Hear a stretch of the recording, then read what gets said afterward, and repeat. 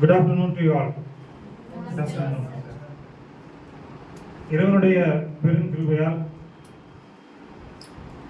இன்று ஆசிரியர் தினத்தை முன்னிட்டு கல்லூரி மாணவர்களுக்கிடையே பேச்சு போட்டி மற்றும் கட்டுரை போட்டிக்கான ஒரு நிகழ்ச்சி, அதை துவக்க வைப்பதற்கு நிகழ்ச்சியை தலைமையேற்று தரும்படி முபாரக் சார் அவர்களை கேட்டுக்கொள்கிறேன். அதே மாதிரி இந்த நிகழ்ச்சியை ஆரம்பிக்கிறதுக்கு முன்னாடி வித் ப்ரேயரோட ஸ்டார்ட் பண்ணலாம். ஃபஸ்ட்டு ப்ரேயர், குரான் ரிசைட்டேஷன், அதுக்கப்புறம் தமிழ் தாய் வாழ்த்து, அதுக்கப்புறம் வரவேற்புரை, அதுக்கப்புறம் தலைமுறை வாழ்த்துறை, அதுக்கப்புறம் ஓட் ஆஃப் தேங்க்ஸ்லாம் இருக்கும். சரிங்களா? சீஃப் கெஸ்ட் ஸ்பீச் அதுக்கப்புறம் இருக்கும். எல்லாம் இந்த மாதிரி லிஸ்ட் பண்ணி நம்ம தயார் பண்ணியிருக்கிறோம். ஃபஸ்ட்டு குரான் ரிசைட்டேஷன் நானே பண்ணிடுறேன். அஊது பில்லாஹி மினஷ் ஷைத்வானிர் ரஜீம். பிஸ்மில்லாஹிர் ரஹ்மானிர் ரஹீம். குல் ஹுவல்லாஹு அஹத் அல்லாஹு ஸமத் லம் யலித் வலம் யூலத் வலம் யகுல் லஹு குஃபுவன் அஹத். Thank you. And next Tamil தாய் வாழ்த்து எல்லாம் சொல்லுங்க.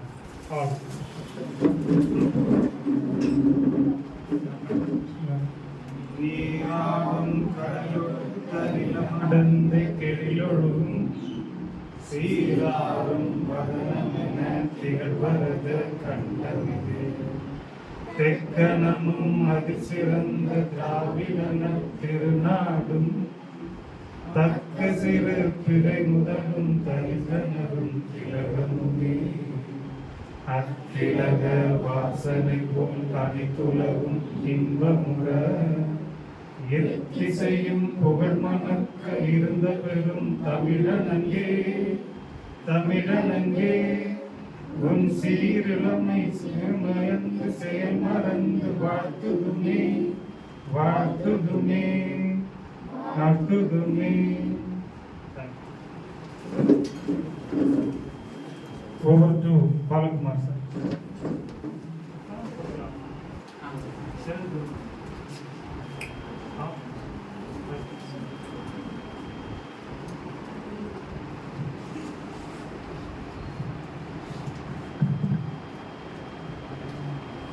So by God's grace, today everyone just came here with blessings of God.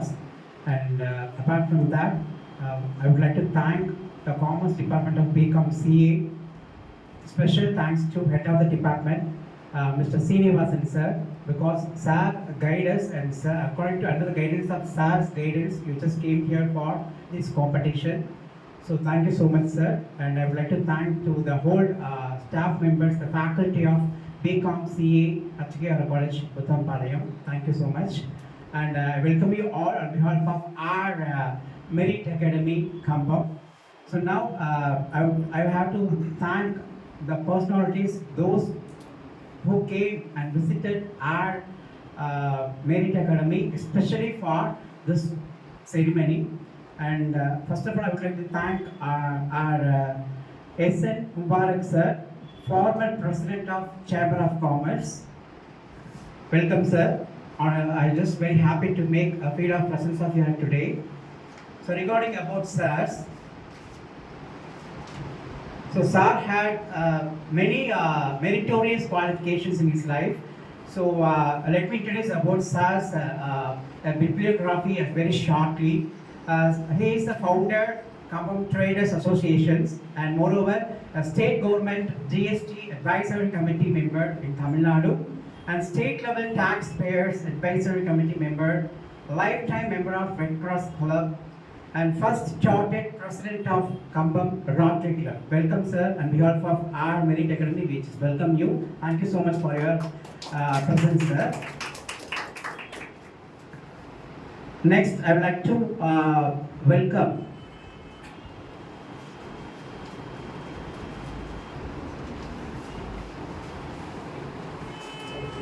Haji Harun Rashid sir.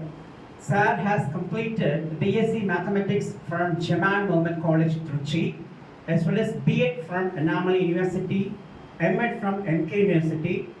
He started his teacher profession in 1971 and had backed 33 years of successful term, in which he served as headmaster for many years and also worked as education officer and a supervisor for Sarva Shiksha Abhiyan scheme of central government. Welcome, sir. Welcome for this ceremony. Next, I would like to thank our chief guest, Dr. M. Mohammed Miran, sir, MA, PhD in English. Sir had completed his BA Literature from Haji Kartarathil Haudia College, Uttamapalayam. He had completed MA English from MK University campus. And he did his first PhD in tradition and monitoring poems of Robert Frost.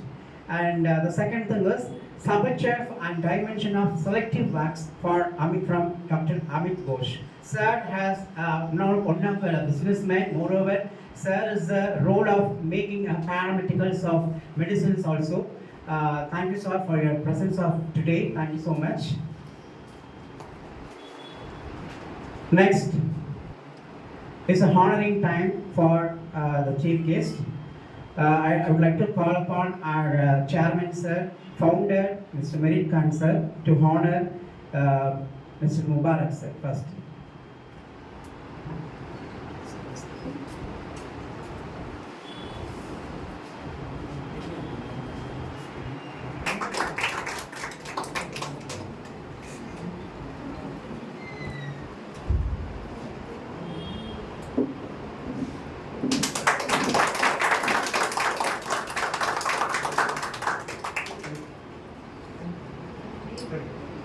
Next, I have to call upon our correspondent to honor our Haji Harun Rashid, sir. Now, Mr. Balakumar sir is going to honor Haji Harun Rashid sir, our guest. Please give me a big applause. நம்ம இந்த ஃபங்க்ஷனே வந்து teachers டேக்காக பண்ணுறோம். Sir தான் வந்து ஒரு டீச்சரோட ப்ரொஃபஷனை ரொம்ப நல்லபடியாக complete பண்ணியிருக்கிறாங்க. அவங்களுக்கு என்னுடைய வாழ்த்துக்கள் மற்றும் நன்றிகள். மேலும் next I would like to call Balamurugan sir to honour Mohamed Meeran sir, doctor Mohamed Meeran, the industry. Thank you so much.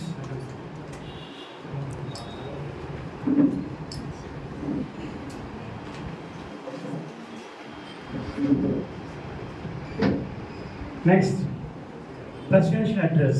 I hand over the session to our Mubarak sir, former president of Chamber of Commerce, to give a few words about this ceremony. Sir, please.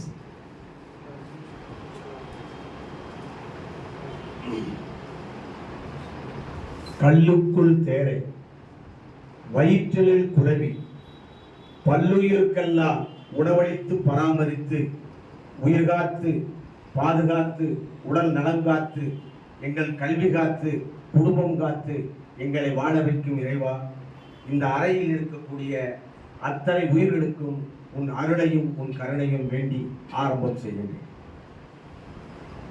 இந்த விழாவினுடைய நிகழ்வினை நான் அதிகமாக ஆங்கிலத்தில் எங்கும் உரையாற்றியது கிடையாது. ஆங்கிலம் பேசுவதை அறிந்து கொள்வேனே தவிர அதை பேசும் திறமை எனக்கு இல்லை என்பதை உங்களிடம் சொல்லி என் உரையை ஆரம்பம் செய்கின்றேன். அதாவது இன்று ஆசிரியர் தினம் ஒன்று. அதற்கு ஒரு ஆசிரியரை நேற்றுத்தான் அவரை பிடித்தோம். இரண்டாவதாக இதை நடத்துவதற்கு யாராவது ஒரு அடையாளம் தெரிந்த முகம் வேண்டும் என்பதற்காக என்னை நேற்று பிடித்தார். அதே போல ஒரு ஸ்பெஷல் ஸ்பீக்கர், அதாவது வழிகாட்டுதலுடைய நெறிமுறைகளை பற்றி தெரிந்தவர், வயதில் இளையவர் என்றாலும் அறிவில் மூத்தவராக இருக்கக்கூடிய எனது சகோதரர் அவர்களை அழைத்தார். ஆக இந்த நிகழ்வுக்கு அதாவது புறக்கண் அகக்கண் தேவையில்லை. நான் கண்ணீர் சிந்து சில நேரங்களில் பள்ளியில் தொழுகும் போது மெரிக்கான் அவர்களை பார்ப்பேன். மிக அழகாக தொழுதுவிட்டு ஒரு ஆதரவோடு வெளியேறி வருவார். அப்போது நினைப்பேன், இறைவா, எங்களையெல்லாம் கண்ணை பார்க்க வைத்துவிட்டு ஒரு அறிவாளிகளுடைய கண்ணை நீ பார்வை இழக்க செய்து விட்டாயே, இது என்ன குற்றம் என்று நாங்களாக துவாவும் செய்து கொள்வோம். ஆனால் அவர் ஒன்றும் இந்தியாவிலே இருந்தவர் மட்டுமல்ல, 7 ஆண்டுகள் துபாயிலும் பணியாற்றியவர். அவருடைய இந்த சீரிய முயற்சிக்கு பல செல்வந்தர்கள் எல்லாம் ஆதரவு தரலாம், பல வணிகர்கள் ஆதரவு தரலாம், பல நல்ல உள்ளம் படைத்தவர்கள் ஆதரவு வரலாம். ஆனால் அவர் ஆதரவை தேடி தேடி அலைந்து உங்களை போன்ற பள்ளி கல்லூரி மாணவிகளை எல்லாத்தையும் மேல் படிப்பிற்கு அனுப்புவது மட்டுமல்ல, கல்வியிலே சிறந்தவர்களாக அனுப்புவதற்கும் இன்று வரை பாடுபட்டிருக்கக்கூடிய அவர்தான் இன்றைய தினத்தினுடைய சிறந்த ஆசிரியர் என்று நான் கருதுகிறேன். அருமை சகோதரிகளே, அருமை சகோதரர்களே, என்னடா உங்களெல்லாம் சகோதரர் பார்க்காதீங்க. விவேகானந்தர் பேசும்போது முதலாவதாக வெளிநாட்டு எதை பேசினார்? தோழர்களே என்றுதான் ஆரம்பித்தார். அதாவது எனக்கு வயசு 70+ ஆக இருந்தாலும் கூட இப்போது கல்வி உங்களை காட்டி நான் வயது குறைந்தது. இதோ இந்த பதில் எழுதியிருக்கிறது, ஒழுக்கத்தோடு கூடிய கல்வியே பயன்தரும். அப்போ ஒழுக்கம் என்றால் என்ன? ஒழுக்கம் என்பதுதான் சுயமரியாதை, ஒழுக்கம் என்பதுதான் சுதந்திரம். எல்லாம் சுதந்திர நாட்டில் வாழுகிறோம்ங்கிறதுக்காக ஒழுக்கம் கேட்டு வாழ்வதல்ல, ஒழுக்கத்தோடு வாழ்வதுதான் அந்த நாட்டிற்கு மரியாதை என்பது என்னுடைய கருத்தல்ல, பல அறிஞருடைய கருத்து. ஒரு சின்ன உதாரணத்திற்காக சொல்கிறேன். உங்கள் படிப்புகளை படியுங்கள், மனதில் தெளிவரை ஏற்றுக்கொள்ளுங்கள், புரிந்து கொள்ளுங்கள். நடைமுறைப்படுத்தும் போதுதான் உங்களுக்கு சிக்கல்கள் எல்லாம் தோணும். ஒரு டாக்டருக்கு படிக்கிறாங்க, படிக்கிற போதே அவங்க டாக்டர் ஆயிட முடியாது, படிக்கிற போதே அவங்க ஆபரேஷன் பண்ணிட முடியாது. எல்லாம் முடிந்து தெளிவடைந்த பின்பு வேறு ஒருவருடன் சேர்ந்து அதையும் பயின்று பின்புதான் அவர் மருத்துவராகிறார். அதுபோல பொறியாளரும் அதுபோல் தான் ஆகிறார். எடுத்த உடனே அவர் கட்டணத்தை கட்டிடுறதில்லை, அவர் எடுத்த உடனே வந்து பெரிய ஹால் அமைச்சிடறதில்லை. அவரும் இருந்து படித்து எல்லாம் படைத்தான் போக வேண்டும். ஆனால் அதற்கு தேவை என்ன? படிப்பான கல்வி. அது அந்த கல்வி எது? கல்வி வந்து படிக்காத மேதை காமராஜர் இருந்தார், படித்த மேதை அறிஞர் அண்ணா இருந்தார். ஆனால் இருவரும் ஒரே பணியைத்தான் ஆற்றினார்கள் தமிழகத்திலே. படிக்காதவர் முதலமைச்சராக இருந்தார், படித்தவர் முதலமைச்சராக இருந்தார். ஆனால் இருவருக்கும் என்ன வித்தியாசம் என்றால், எல்லோர் மேலும் ஈர்ப்பு சக்தியுடன் இருந்தார்கள். அதான் அது வெற்றி பெற்றார்கள். அதை காட்டிலும் இன்னொருவர் பிறந்தார், எளிய சமூகத்தில் பிறந்தாலும் கூட வலிமையான நிர்வாகமும் அறிவுத்திறனும் கொண்டவர். ஏறத்தாழ அவர் எழுதிய புத்தகங்கள் கண்ணில் அடங்காது. கலைஞர் கருணாநிதி அவர்கள். மற்றவர்கள் எல்லாம் நம் முன்பாக பல இடங்களில் அறிமுகமானவர்கள் தான். அதனால் அவர்களை நாங்கள் முதலமைச்சராக நாம் ஏற்றுக்கொண்டோம், வாழ்க்கையை நடத்தினோம். நாடும் ஓடியது, நாடும் ஓடிக்கொண்டே இருக்கிறது. இந்த சூழ்நிலையில் நீங்கள் தெளிவடைய வேண்டியது என்னவென்றால், எதையும் ஆராய்ந்து பார்க்க வேண்டும். அதுக்கு ஒரு சின்ன உதாரணம் எனக்கு கொடுத்த 5 நிமிஷம், உங்களுக்கு போட்டி வேற இருக்குது. ஒரு 5 மருத்துவர்கள் காலை நேரம் 6 மணிக்கு தினமும் வாக்கிங் போவார்கள். ஏன்னா அவர் உடம்பா காப்பாற்றணும்ல. நம்மளுக்கு விட்டு சக்கரை இருக்கு, நீ ஒரு 1/2 மணி நேரம் நடந்துட்டு வான்னு அட்வைஸ் பண்றது இல்லை. அவர்களும் தங்கள் உடம்பை காப்பாற்றுவதற்காக 5 நிமிடம் ஒரு 1/2 மணி நேரம் ஒரு பார்க், அதாவது சுற்றுலா தலமா இருக்கக்கூடிய இடத்தில் நடந்து வருகிறார்கள். அவர்களுக்குள்ள என்னென்ன கதைகள் எல்லாம், மருத்துவ கதையெல்லாம் பேசி வருகிறார்கள். அப்போது ஒருவர் காலை இழுத்து வருகிறார். ஒரு வயதானவர். ஒரு டாக்டர் கூறுகிறார் அவருக்கு பக்கவாதம் என்கிறார். இன்னொரு ஒரு டாக்டர் சொல்கிறார் இல்ல அவருக்கு அடிமூட்டுவாதம் என்கிறார். இன்னொரு ஒரு சொல்கிறார் முதுகுத்தண்டிலிருந்து அவருக்கு எலும்பிலே ஒரு பிரச்சனை இருக்கிறது அப்படின்னு 3வது டாக்டர். 4வது டாக்டர் சொல்கிறார் அவருக்கு நரம்பிலே பிரச்சனை, அதனாலதான் காலை இழுத்து வருகிறார் என்கிறார்.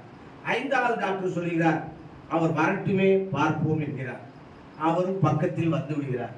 வந்தவர்கிட்ட யார் கேள்வி கேட்பது என்பதற்கு முன்பாகவே வந்தவர், ஐயா என்னுடைய வலது கால் செருப்பு அருந்து விட்டது, இங்கு தைத்து கொடுப்பவன் யாராவது இருக்கிறாரா சொல்லுங்கள் என்று கேட்டார். அடுத்த நிமிஷம் பார்த்தா அந்த 4 டாக்டர் ஓடி மறைஞ்சிட்டாங்க. 5வது டாக்டர் மட்டும் நின்று அவருக்கு பதில் சொல்கிறார், ஐயா இந்த ரோட்டை கடந்து போனா அங்க ஒரு செருப்பு தொழிலாளி இருக்கிறார், தைத்து விட்டு போக வேண்டும். ஆக ஆய்வு செய்யப்பட வேண்டும். கல்வி என்பது கற்றதில் மட்டும் போதாது. அதற்கு உதாரண புருஷன் யார் தெரியுமா? டாக்டர் ராதாகிருஷ்ணன் அவர்கள் தான். இந்த ஒரு ஆசிரியராக இந்த சமூகத்தில் பிறந்து ஆசிரியராக பணியாற்றி ஆசிரியர் இந்த நாட்டிற்கு என்ன கடமை செய்ய வேண்டும் என்று தெரிந்து இந்த நாட்டினுடைய முதல் ஜனாதிபதி ஒரு ஆசிரியர் பிறந்தரை அடைந்திருக்கிறார் என்றால் அது கல்வி கற்கக்கூடிய உங்களுக்கு தான் பெருமை, அந்த ஆசிரியருக்கு அல்ல. இந்த நாட்டினுடைய முதல் ஜனாதிபதியாக இருந்தார். அப்படிப்பட்ட அவருடைய தினம் அநேகமாக நேற்றே முடிந்து விட்டது என்று நினைக்கிறீர்கள். நாளை மறுநாள் நேற்று தினகரன் பத்திரிகையிலே அவரை பற்றி அருமையான கட்டுரை வந்திருக்கிறது. முடிந்தால் ராதாகிருஷ்ணனுடைய வாழ்க்கை வரலாறுகளை நீங்கள் படித்து பாருங்கள். உங்கள் வாழ்க்கைக்கு முன்னேற்றமாக இருக்கும். ஆக நீங்கள் எதில் நம்பிக்கை வைக்கிறீர்களோ மாணவ மாணவிகளே, உங்கள் குடும்பத்தின் மீது பாசத்தை வையுங்கள்.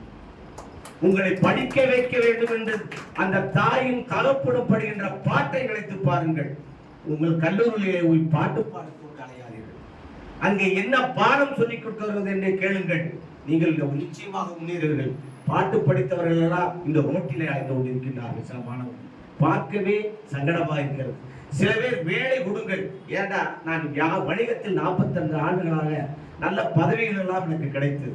எம்ஜிஆர் அவர்கள் என்னை மாநில வணிக வரித்துறையிலே போட்டார்கள்.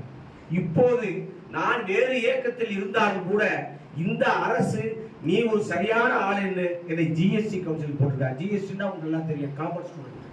என்ன பிரச்சனை கேட்டா, பழைய இரும்புக்கும் 18% ஜிஎஸ்டி, புது இரும்புக்கும் ஜிஎஸ்டி 18%. அம்மா சீதா, அந்த அம்மா நம்ம மதுரக்காரம்மா நிதியமைச்சராக இருக்கிறாங்க. அவங்களுக்கு எவ்வளவோ எடுத்து கூட்டங்கள் வாலிபாக சொல்லி பார்த்து விட்டோம். குறையுங்கள் ஜிஎஸ்டி என்று. இப்போது கூட ஒரு மத்திய அமைச்சர், காமர்ஸ் அதிகமாக தெரிஞ்ச ஒரு மத்திய அமைச்சர், நான் பேர சொல்ல விரும்பவில்லை, வணிகத்தில் மாற்றம் செய்ய வேண்டும், ஆன்லைன் வர்த்தகத்தை ஒழிக்க வேண்டும். ஏன்னா நீங்கள பிகாம் ஸ்டூடெண்ட் போட்டதுனால நான் சொல்லுவேன், பிகாம் நீங்க படிக்கிற அந்த படிச்சு போட்டு சிஏக்கு போறீங்களோ அல்லது எந்த துறைக்கு போனாலும் சரி, நாட்டினுடைய அஸ்திவாரமே காமர்ஸ். அந்த காமர்ஸ்ல யாரும் ஒழுக்கமா இல்லாட்டி நாடும் சிதைந்து விடும். அதைத்தான் அந்த மத்திய அமைச்சர் ஒரு கட்சியில் இருந்தாலும் ஒரு மந்திரி சபையில் இருந்தாலும் தைரியமாக சொல்லுகிறார், 7 ஆண்டுகளில் இந்தியா வணிகமற்ற நாடாக மாறிவிடும் என்று சொல்கிறார்.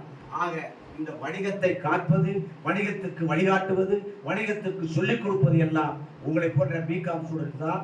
நீங்கள் புது புது கனவுகளை காண வேண்டும்.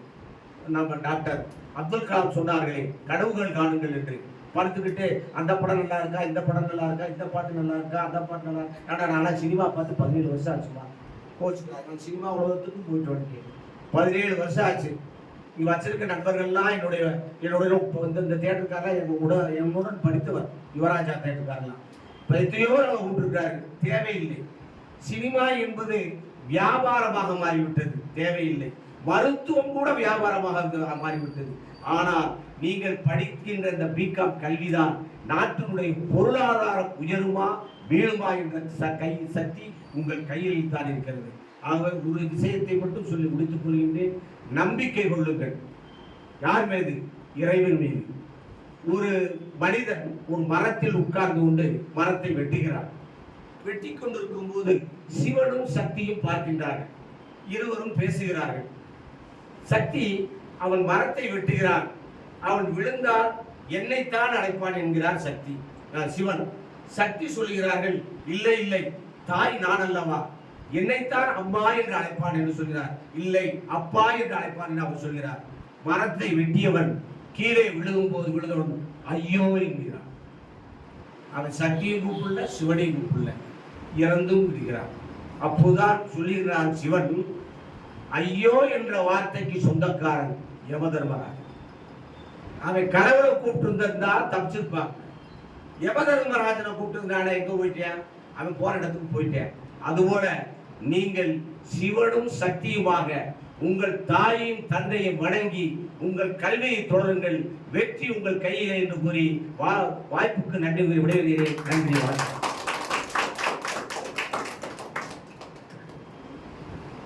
Thank you sir. ரொம்ப அருமையாக இருந்துச்சு. ஒரு எனர்ஜி கிடைச்ச மாதிரி ஃபீல் பண்ணோம். Thank you so much. Next felicitation. I request Haji Harun Rashid sir to give a few words about this ceremony. Sir, please. இறைவன் திருநாமத்தால் ஆரம்பிக்கின்றது. அன்புள்ள இக்கூட்டத்தின் தலைவர் அவர்களே, சிறப்பு விருந்தினர் மீதன் அவர்களே, இந்த ஸ்தாபனத்தை திறம்பட நடத்தி கொண்டிருக்கும் மெரிகான் அவர்களே மற்றும் இங்கு பணியாற்றி இருக்கும் ஆசிரியர் பெருந்தகையில் வந்திருக்கக்கூடிய மாணவிகளை அனைவருக்கும் என்னுடைய முழக்க நன்றியை தெரிவித்துக் கொள்கின்றேன். ஆசிரியர் பணி அறப்பணி, அதிலே உன்னை அர்ப்பணி அப்படின்னு சொல்லிதான் நாங்கள் ஆசிரியர் பணியிலே சேர்ந்தோம். ஆசிரியர் பணி சாதாரண பணி அல்ல. பிரியான் மண்பாண்டம் அவன் சிறந்து கையை எவ்வளவு அந்த சமயம் இந்த இடத்துல எவ்வளோ அழுத்தம் கொடுக்கணும், இந்த இடத்துல எவ்வளோ அழுத்தம் கொடுக்கக்கூடாது என்ற சமயம் பானையை செய்கின்றான். அதுபோல் ஆசிரியர்களும் அன்பினாலும் பண்பினாலும் படிப்பினாலும் மாணவர்களை தன்பக்கம் இழுக்கின்றார்கள். ஒன்றாவது படிக்கின்றா ஒன்றாவது கொண்டு போனால் தெரியும். ஒன்றாவது படிக்கின்ற எல்லாரும் ஒன்றாவது படிக்க வந்தவங்க அப்போ நம்ம என்ன செய்ய பார்த்தோம், ஒன்றுமே தெரியாது.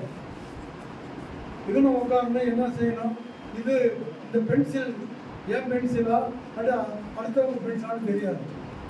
அது ஆசிரியர்கள் தான் அது அதான் எடுத்துக்கிடுவான். அதுக்கு உடனே களவான்ட்டேன் அப்படின்ட்டு அடுத்தப்பட சொன்ன உடனே ஆசிரியர் அடிக்க மாட்டாங்க. ஒன்றாவது வாசகம் சொல்லுது அதான் அவனுக்கு அதை எடுத்துடைத்து இது ஒன்றுடையது இல்லை அவனுடைய இருப்பா அப்படி என்று சொல்லக்கூடியது ஆசிரியர்கள் தான். நான் கல்வித்துறையிலே 33 வருஷமாக இருந்து கணக்கு ஆசிரியராக புதுக்கோட்டை மாவட்டத்தில் இருந்து திருச்சி மாவட்டம், அதுக்கு பிறகு மதுரை மாவட்டம், அதுக்கு பிறகு இங்கே வந்து ஏஇஓ என்ற கல்வித்துறையில் பாளையத்திலிருந்து தேனி மாவட்டம் முழுவதும் எல்லா ஸ்கூலுக்கும் போய் இந்த வாத்தியார்கள் எப்படி அமைக்கிறாங்க ஒன்று அப்போயெல்லாம் வந்து இப்போ நடக்கல. இந்த நாளைக்கு மாதம் ஆசிரியர்களுடைய கூட்டம் நடக்கும். அங்கே ஆசிரியர்களுக்கு நாங்கள் சொல்லிக் கொடுப்போம். எப்படி நீங்கள் பிள்ளைகளை அதேன்னு கேட்டால் அன்பினால்தான் பிள்ளைகளை கவர முடியும். படித்து திருத்தி அப்படிங்கலாம் அதெல்லாம் வந்து இப்போ இருக்குது. நம்ம வந்து இப்போல்லாம் அவன் அடிச்சாத்தான் வாத்தியாரவே கேள்வி பண்ணுறாங்க. இந்த கொண்டு வந்து நாங்கள் இருக்கும்போது ரொம்ப மரியாதையாக இருந்தாங்க. அப்போ போவேன். நான் போனோன்னா அதுதான் முதல் ஒன்றாவது நான் கல்வி அதிகாரியாக இருந்தப்போ ஒன்றாவதுக்கு தான் போகணும். அங்கே ஏன்னு கேட்டால் அங்கே அந்த ஒன்றாவது ஆசிரியர் நல்ல ஆசிரியரை போடுங்க அப்படின்னு சொல்கிறது. அவங்க தான் அந்த பிள்ளை ஒன்றாவதுல இருந்து அந்த பிள்ளைகளை திருத்துவாங்க. ஆக ஆசிரியர் வந்து எழுதுவாங்க. ஆனால் இந்த கல்விக்கு நம்ம கல்விக்கு இருக்கிறது காமராஜர் தான். காமராஜர் இல்லைன்னு சொன்னால் இந்த கல்வி அதிகமாக இருந்திருக்காது.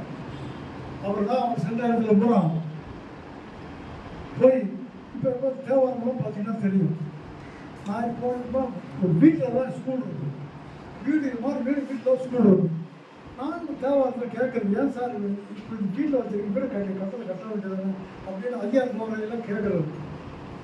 உடனே அவங்க மேனேஜர் சொல்லுவார், சார் காமராஜர் வந்து உள்ள எந்த பெர்மிஷன் இல்லை ஒன்றும் இல்லை, ஒரு வீடு இருக்குதா அந்த வீட்டில் நீங்கள் ஒரு ஸ்கூலை ஆரம்பிச்சிருங்க அப்படின்னா தேவாரத்தில் தான் ஜாதிக்கு ஒரு ஸ்கூல் அங்கே இருக்கும்.